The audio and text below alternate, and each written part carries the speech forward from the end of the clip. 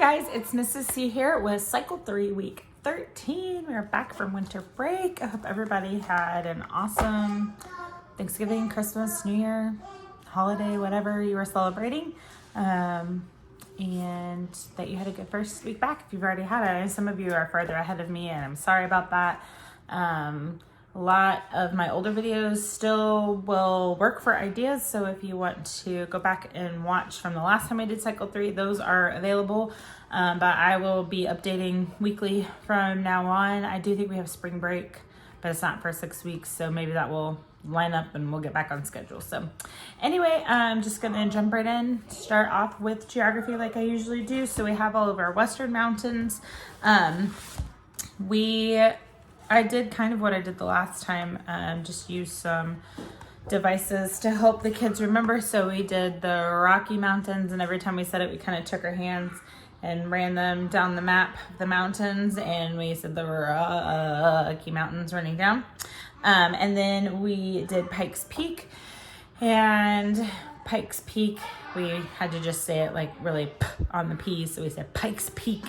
And I showed them that if you drew a P and you put, I'll draw it on here for you. If you put Pikes Peak, if you drew a P right in the middle of the Rocky Mountains, you do that, Pikes Peak would be at the tip of the P right there. And then Mount Elbert is actually going to end up right in the middle of your P. So then for Mount Elbert, every time we said Mount Elbert, we had to take our arms and make an L with our arms for Mount Elbert. And then we went over to the Sierra Nevadas, talked about how they are not in Nevada, but actually in California. And, you know, I had fun saying the Sierra Washingtons or the Sierra Arizonas, and they would correct me and say it's the Nevadas. And then we talked about Mount Whitney, and Mount Whitney is in the middle of the Sierra Nevadas, like your knee is in the middle of your leg. So Mount Whitney, and that's how I remembered those. Went over those a few times. Again, I kind of color in for them on the map. I don't color all the mountain ranges this time. I just colored in the different mountains so they could kind of find those. And then we erased them all at the end. So that was geography. For timeline this week, we are in a new age, so that's exciting. The hand motions for that are age of exploration. You're just gonna put your hands up like you're exploring. If you would like to sign the the age, I guess, you can sign 14. 14 is gonna look like you're kind of waving to someone behind you. So you're gonna have 4 fingers. You're gonna kind of wave them backwards like this. So 14. Hundreds, you're gonna make a C for 100. And then 16 is actually rubbing your pinky and your thumb together. So 16 looks like this. It's hard for me to do because my fingers, I'm double joined and they lock. So 16 hundreds. And then we have, I'm losing my place there, Prince Henry Mountain. So we're gonna make a P for Prince. So P looks like a peace sign, and you're gonna turn it towards you, kind of throw it down, and your thumb is gonna touch the middle of your first finger, or your second finger there, so P. And just like we do for all of our royalty, we're gonna make our sash, so we're gonna do a P from our shoulder down to our hip. So Prince Henry Founds, and our School of Navigation, we're gonna act like we're holding on to a ship's wheel and go back and forth like this. And then we have slave trades. We're gonna put our hands together. Slave trade, we're gonna go back and forth like we did for Vikings raid and trade, slave trade. And Africa, this, if you watch I think the video of the lady in the black shirt doing this, she doesn't do this sign, but if you watch the timeline explanations video, the lady in the blue shirt, she shows you the sign. So the sign for Africa, if you'd like to add that in, you're actually gonna kind of trace the shape of Africa with your fingers. So you're gonna open them and come around and close them. So it's kind of supposed to be like the shape of Africa is. So slave trade in Africa. Then we have Gutenberg's printing press. So we're gonna make a G, and a G looks like you're getting ready to pinch something, but it's facing up. So like maybe you're, I don't know, holding a pen like this. Okay, so it looks like this from the top. So you have Gutenberg's printing press. So with the printing press, we're just gonna turn it actually sideways like this and kind of go like this with it. And that is showing how they used to take the press and pull it down and make print the paper. So Gutenberg's printing press. Then we have Songhai in Africa. And the Songhai civilization traded a lot and they were rich. So we're going to do our sign for gold again, Songhai, and then trade again in Africa. And we're going to do our Africa sign. Tsar Ivan the Great of Russia. So we're going to do I for Ivan, and then he's great, and anybody that's great, just like we did for Alexander. We're going to go like this, great of Russia. And the sign for Russia is hard for me to show you, but you're going to take your hands, stand up on your hips, and you're going to go like this on your hips. And she says she thinks that that's for how they dance with their hands on their hips, and they kind of do the thing where they go down and kick their legs out, which I am not going to try to demonstrate for you. You'll thank me later. And then we have the Spanish Inquisition. So for the Spanish Inquisition, we're going to put our capes on.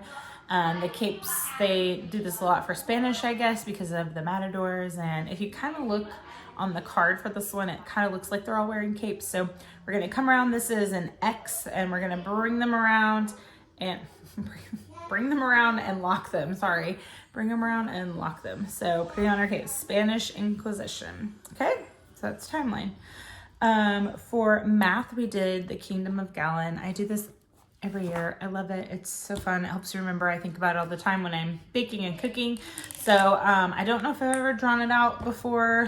I may have just shown, but I'm going to draw it out for you today. I changed it a little bit from what I've done before to help me remember a little better. So just start out with a blank piece of paper, and we're going to actually work backwards. We're going to start with a gallon and work up, and then once you get it, you can work back down how it's presented in the foundations guide. So we said in the Kingdom of Galen, and you're going to draw a really big G. Sorry, this isn't like real solid. So the Kingdom of Galen, there were 4 queens of their courts.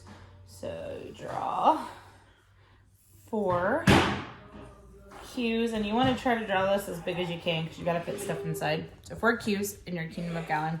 I like to use different colored markers, but I just have a black right now. And each queen had a prince and a princess, and they were pint sized. So they're pint sized prince and princess. Pint sized prince and princess. You're gonna put your 2 P's in each Q, and again, you want to give yourself space because you're gonna have to add stuff inside them. And each prince and each princess had 2 children. I used to say 2 cup-sized kittens. It doesn't really work, but whatever you want to say. Something starts with C. They had 2 children. So C is our cups. And the children were twins, and they were each 8 years old. So after you get all your C's, you can go back in and you're going to write an 8 inside each C if you have space. I don't really have space on here because it's small. I do put my big whiteboard, so I give myself a lot of space. You can give the kids a paper and let them draw the Kingdom of Galen as well. After I get everything written in, we go back through and we say, okay, there are 8 fluid ounces in 1 cup, and we show them on the thing. And then in each pint, there are 2 cups, and in each quart there are 2 pints. So we go through like it's presented in the guide, so we kind of work backwards from this. But I feel like this is a fun story for the little ones to kind of help them remember, and I've used it every year. Like I said, I think about it when I am wondering how many quarts are in a gallon. So all right, for science, we have the atomic number, and we sing it to the tune of Spoonful of Sugar. I got this from someone a while ago, but I can't find the direct link to their video anymore, so I will sing it for you guys just in case you can't get the tune of it or figure out how the words go. So it's to Spoonful of Sugar, so it goes, what is the atomic number? The atomic number is the number of protons in the nucleus of an atom, which is also the number of electrons in a neutral atom. So, fairly easy. It's a lot for the kids to learn. We sang it, we marched around the table, and then we turned around and marched the other way, and we tiptoed, we sang it loud and soft, and we had to sing it really fast at the end. So they're probably not going to get the whole thing. That's okay. Remember, your job is just to present ways for parents to do the new grammar at home. So don't be discouraged if they can't sing the whole song by the end of it. But that was what we did for science. For English, went back to my trusty Duck Duck Goose because it's been like 6 or 7 weeks now since we've done that. So for Duck, Duck, Goose, we sit on the floor. I started off and we go around. So today, to beat, beats, beating, beaten. So we just go around and they tap on somebody's head. Whoever the last person is that gets the last infinitive, not infinitive, whoever gets the past participle, whoever that ends, they get up, they run around. Nobody gets out. We just run around and then the next kid gets to go. So then let's see, for history, they begged to do funny words again. You guys, I'm sorry that I keep doing funny words, but they ask for it every time and I'm just here to give the people what they want. So I had planned to erase words and have them go through, which is, it's a similar concept. You're getting them to say the right words and remember the correct words. You could also, with this one, you could use the little guitars if you happen to have those like I've had, or shakers, and just sing through it. There's also a lot of hand motions for this, so if you get tired of doing that, but I'm a fan of if the kids like it and that's what they're wanting to do and they're excited about it and they have so much fun doing it, why change it, right? So I switched up 14th, I switched up amendment, slaves, citizens, paved, civil rights, I combined into one thing, and movement is what I switched up. So, and I just make up words, whatever funny words you want to put in there. They will know that they're not the right words. So, just make sure you're correcting them, actually saying the real word. And then for Latin, I bought these forever ago at the dollar store and laminated them. Thought I was gonna give people assigned spots with them and then never did, but they work well because I can write things on the back of them. So I wrote out all of our Latin sentence, and then I have my little light up wands, which I hadn't been able to find, and someone sent me a link and they had them at Joann's locally, and I could go do curbside pickup and they were less than $1 because they were on sale. So I don't remember who it was that sent me this link, but thank you so much. You're amazing. So I have a whole bunch of new ones of these. So they're fun. They light up and they just take these, lay out the words, and they just tap each of the words as we were saying it. So we sing it in Latin first, and I'm using the King Things version. So we sing it in Latin and then we sing it in English, but I just had the Latin words up. So they were pointing to the Latin words as we were singing the English words. And I showed them that in the second sentence that we learned this week, that the words are switched. So in Latin, it says, et dies erat verbum. And in English, we say the word was God. So our words are switched. So I'm just showing them that. When I write it up on the board, I color coordinate my words so that they can see them matching up. And then I put all of the articles in black so they kind of remember, oh yeah, Latin doesn't have articles. So anyway, I think that is everything for today. Art was fun. Grandma Moses. I was bad. I ran behind on time, so we didn't get as much time. That's okay. And then science was super fun.